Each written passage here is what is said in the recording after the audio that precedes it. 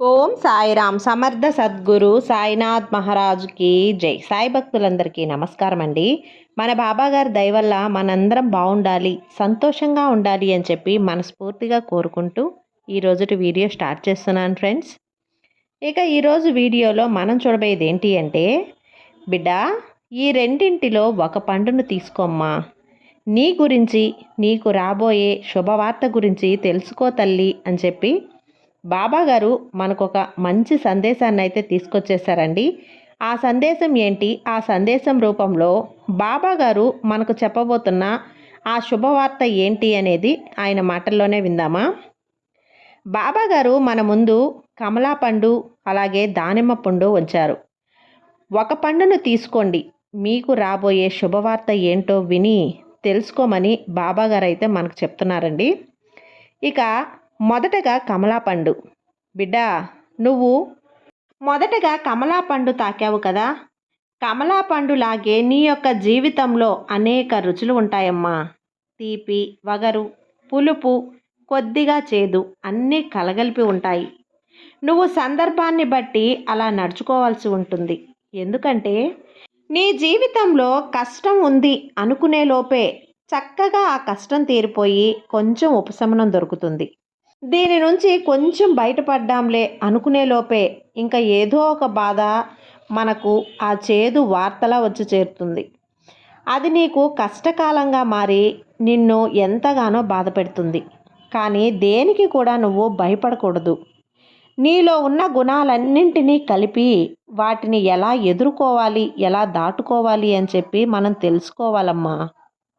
నీ జీవితం ఒక కమలా పండులా ఉంటే అందులో ఎన్నో దబ్బల్లా నీ జీవితంలో కూడా చాలా విభాగాలు ఉంటాయి. నీవే అందరినీ చూసుకోవాల్సిన బాధ్యత నీ మీద ఉంది. నీ చుట్టూ ఉన్నవాళ్ళు నువ్వు వాళ్ళ మంచి కోరి నువ్వే ఏదో ఒక మంచి చేయాలని కోరుకుంటున్నావు. కానీ వాళ్ళే తర్వాత నిన్ను మోసగిస్తూ ఉంటారు. అంతే, నా వాళ్ళు అనుకునే లోపే అందరూ నీకు దూరమైపోయినట్లు బాధపడతావు. నిన్ను ఎవ్వరూ కూడా దగ్గర చేర్చలేరు తల్లి. అది కారణం ఏంటి అనేది నీకే అర్థం కాదు. దానికి కారణం ఒకటే, ఏం లేదు, నువ్వు అందరికీ దగ్గర కావాలి, అందరికీ బాగా పెట్టాలి, అందరినీ బాగా చూసుకోవాలి అనుకుంటావు. కానీ అలాంటప్పుడు నీ మనసుకు తోచినంత అందరికీ సాయం చేస్తూ ఉండు. అందరూ బాగుండాలి అనే కోరుకుంటావు కదా. కానీ కొన్నిసార్లు నీ దగ్గర ఏమీ లేకుండా అయిపోతుంది. కానీ వాళ్ళేమో నీకు ముందు పెట్టిందంతా కూడా నువ్వు మర్చిపోయి వాళ్ళు అడిగింది ఇవ్వకుండా ఉన్నది మాత్రమే గుర్తుంచుకుంటారు. నిన్ను ఆ విధంగా బాధిస్తారు. దాంతో నీ మనసు తెలుసుకోకుండా నిన్ను దూరం చేసుకుంటారు. దాంతో నీ మనసు ఎంతో బాధపడుతుంది కదా. ఆ బాధ తట్టుకోలేకే నువ్వు ఏం చేశాను, ఇంతలా నా చుట్టూ ఉన్న వాళ్ళు విడిపోయారు అనే ఒక భావన నీలో కూడా కలుగుతుంది. నువ్వు అవేమీ పట్టించుకోవద్దు బిడ్డ. ఎలాంటి కల్మషం లేకుండా అందరూ బాగుండాలి అని చూసుకునే నువ్వు బాగుంటావమ్మా. నువ్వు ఇతరులకి మంచి చేయాలి అని తలచే నీ మనసుకి భగవంతుడు మంచే చేస్తాడు. నీకు ఒక మంచి వార్తని రేపే అందిస్తాను. నీ సాయిని వదలకుండా ఒక మంచి వార్తని నీకు అందించే బాధ్యత నాది తల్లి. నీ సాయిని వదలకుండా పట్టుకున్నావు కదా, ఇక ఎందుకు నీ మనసులో సందేహం చెప్పు. నీ చుట్టూ ఎంతమంది ఉన్నా కూడా, నీ చెయ్యి వదిలేసినా కూడా నీ సాయి నీ చెయ్యి ఎట్టి పరిస్థితుల్లో కూడా వదలడు. నిన్ను నేను శోధిస్తాను తప్పితే నిన్ను నీ చెయ్యిని ఎప్పుడూ వదలను. నీకైనా నీ జీవితంలో ప్రకాశవంతమైన రంగులే కాకుండా నీకు ఒక అర్హత కూడా కల్పిస్తాను. ఎన్ని పరీక్షలు వచ్చినా సరే ఎదుర్కొని అండగా నిలబడతాను. ఎప్పుడూ కూడా ఎలాంటి పరిస్థితుల్లో కూడా మనసు విరక్తి చెందనీయకు. ఇన్ని పరీక్షలు పెడుతున్నావు బాబా, నన్ను నా కష్టాల నుంచి నీ లీలల ద్వారా తరిమేయొచ్చు కదా అని నువ్వు నన్ను అడగవచ్చమ్మా. బిడ్డా, నువ్వు అన్నింటినీ తట్టుకోగలవు. నీ సమస్యలు ఉన్నంత తర్వాత వాటికి పరిష్కారం కూడా ఉంటుంది. ఆ సమస్యకు పరిష్కారం ఏర్పడిన తర్వాతే సమస్య అనేది ఏర్పడుతుంది. ఆ సమస్యకు పరిష్కారం కనుక్కోలేకపోతే ఇప్పుడు నువ్వు సతమతమైపోతున్నావు కదా! నువ్వు కాకపోయినా సరే కాలం అనేది పరిష్కారం చూపుతుంది బిడ్డ. ఇదిగో నీ కష్టాలన్నీ ఇప్పుడే తీరిపోతున్నాయి. ఈ దైవవాక్కు, నీ సాయి వాక్కు తప్పకుండా తీరుతుంది. నేను నీ మాటలు తప్పకుండా నిలబెట్టుకుంటాను. నన్ను నమ్ము తల్లి.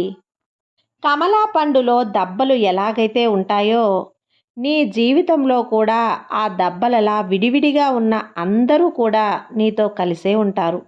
వారు నీతో కలిసి ఉంటారు కాబట్టే నువ్వేంటో వాళ్ళకి తెలుసుకొని నీకోసం మాత్రమే వస్తారు. కాబట్టి ఎలాంటి దిగులు పడనవసరం లేదు. ఇప్పుడు నీ జీవితంలో ఎన్నో అడ్డంకులు, ఎన్నో అవకతవకలు జరిగినా కూడా అన్నింటినీ సరిదిద్ది ఒక మంచి జీవితం నీకు ఏర్పడుతుంది. నిన్ను మెచ్చుకునే రోజు వస్తుంది బిడ్డ. నీ జీవితంలో అందనంత స్థాయికి వెళ్ళే రోజు కూడా తప్పకుండా వస్తుంది. నమ్మకంగా ఉండు. రేపటి నుంచే నీకు శుభ ఆరంభం అనేది ప్రారంభమవుతుంది. ఆ ఒక్క విషయం గుర్తుంచుకోమ్మా. ఇలా బాబాగారు కమలా పండుని ఎవరైతే తీసుకున్నారో వారికి బాబాగారు వాళ్ళందరి గురించి చెప్పారండి. ఇక రెండవది దానిమ్మ పండు. దానిమ్మ పండుని తాకింది ఎవరైతే ఉన్నారో వారికి బాబాగారు వాళ్ళ గురించి ఏం చెప్తున్నారు అంటే, బిడ్డా నువ్వు దానిమ్మ పండుని తాకావు కదా, నువ్వు తియ్యటి మనసు కలదానివి. అందరితో చాలా చక్కగా ఉంటావు. అందువల్లే నీకు ఎన్నో అడ్డంకులు కూడా వస్తూ ఉంటాయి. తల్లి, నేను నిన్ను చూస్తూనే ఉన్నాను. నువ్వు నీ యొక్క మంచితనాన్ని ఒకరికి కాదు అందరికీ పంచాలనుకుంటున్నావు. దానిమ్మ పండులో ఎన్ని గింజలు ఉన్నాయో అందరికీ కూడా నువ్వు అంత మంచితనాన్ని పంచాలనుకుంటున్నావు. నీ దగ్గర ఉన్నంతలో సాయం చేయాలనుకుంటున్నావు. అందుకే నీకు రెట్టింపు ఫలితం ఉంటుంది. నీకు నీ జీవితం కష్టమనేదే ఉండదమ్మా.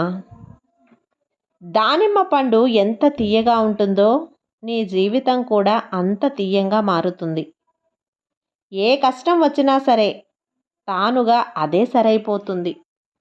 నువ్వు సిరి సంపదలతో ఆయురారోగ్యాలతో ఎప్పుడూ కూడా క్షేమంగా ఉండాలని నీ సాయి ఎప్పుడూ నిన్ను ఆశీర్వదిస్తూనే ఉంటాడు. నీ మంచి మనసుకి భగవంతుడు ఎప్పుడూ కూడా తియ్యగా ఉండే జీవితాన్నే నీకు రాసిపెట్టాడమ్మా. కాబట్టి నువ్వు దేనికి కూడా బాధపడాల్సిన అవసరమే లేదు. కానీ నీకు ఉన్నటువంటి ఒకే ఒక్క కొరత ఏంటో చెప్పనా? అది ఏంటి అంటే నీలో ఉన్న ఒకే ఒక్క లోపం, ఓపిక. ఓపికగా ఉంటేనే ఏదైనా సరే మనం సాధించగలం. సాధించి అందులోని విజయాన్ని మనం ఆనందించగలం. దానిమ్మ పండుని తాకిన నువ్వు ఓపికగా ఉండకపోతే ఎలా చెప్పు?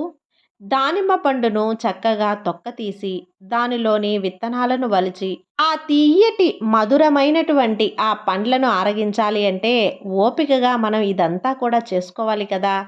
అలా ఓపికగా ఒలుచుకుంటేనే కదా అవి మన నోట్లోకి మన కడుపులోకి వెళతాయి. అలాగే నీకు ఓపిక అనేది తప్పకుండా ఉండాలి. ఆ ఓపిక లేదు అంటే నువ్వు చేసే పని అనేది నీకు సక్సెస్ అవ్వదమ్మా. ఓపిక అనేది ఉంటే కాలాన్నే జయించవచ్చు బిడ్డ. కాబట్టి ఆ ఓపికని నువ్వు ఎప్పుడూ కూడా నిరంతరంగా నీతో పాటే పెంచుకుంటూ ఉండు. నీకు నమ్మకం, ఓపిక అనే రెండింటినీ నీకు అందిస్తున్నాను. మంచిగా నీ జీవితం స్వాభాయమానంగా వెలుగుతుంది.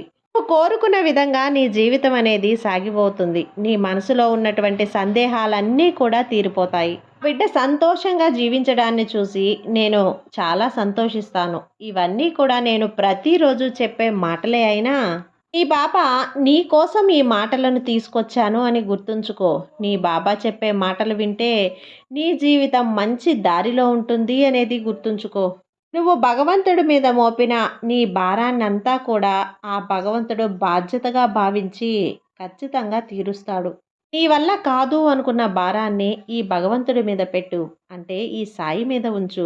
తప్పకుండా నీ భారాన్నంతా నా శక్తి వల్ల నేను నీ భారాన్నంతా మోస్తాను. కాబట్టి బాబా మీద నమ్మకంతో నీ భారాన్ని నాపై ఉంచి ప్రశాంతంగా ఉండు తల్లి. నీ బాబా నీకు ఉండగా నీకు భయమెందుకు చెప్పు? నీ సాయి చెప్పినట్టు ఓపికగా ఉండు. ఓపికని పెంచుకో. అలా ఓపికగా ఉండకుండా మితిమీరి ప్రవర్తించావు అంటే నీ జీవితాన్ని ఎవ్వరూ కాపాడలేరమ్మా. నీ బాబా చెప్పే మాటల్లో ఓపిక, నమ్మకాన్ని ఉంచుకొని నీ జీవితంలో ముందడుగు వేసి మంచి స్థాయిలో నిలబడు. నీ బాబా నీకు అండగా ఉన్నంత వరకు నిన్ను ఎవ్వరూ ఏమీ చేయలేరు. నీ బాబా నీకు తోడు ఉండగా నీకు భయమెందుకు తల్లి? సర్వే జన సుఖినో భవంతు. జై సాయిరాం.